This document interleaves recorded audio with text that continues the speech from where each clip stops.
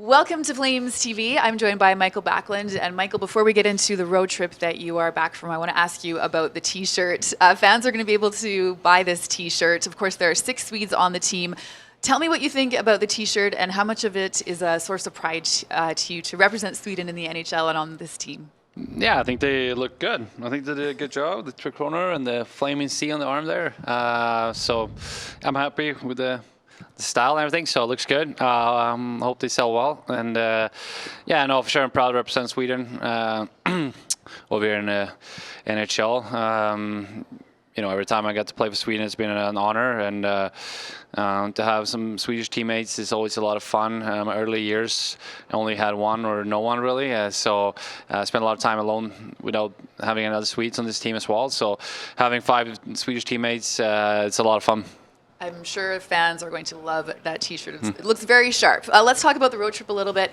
Before you guys left, you had lost 3 in a row, and there was kind of a sentiment that you really wanted to get back on the road, I think, and refocus. Kind of a change of scenery would be good for the team.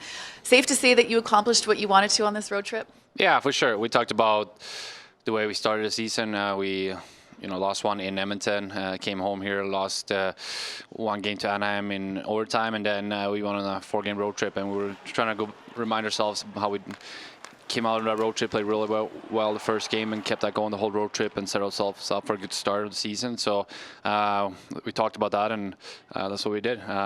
Win 4 in a row, and it was a really good road trip for us. And yeah, I think with the schedule, things changed over because of COVID and everything, and the Olympics not going.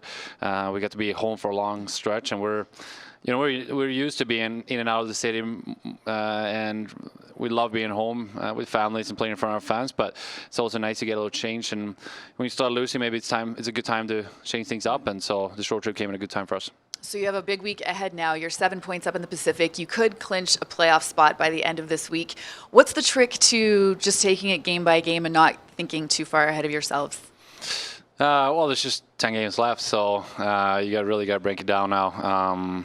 Because there's just not many left, and it makes every game more special and more exciting. And so I think it's easy now to break it down.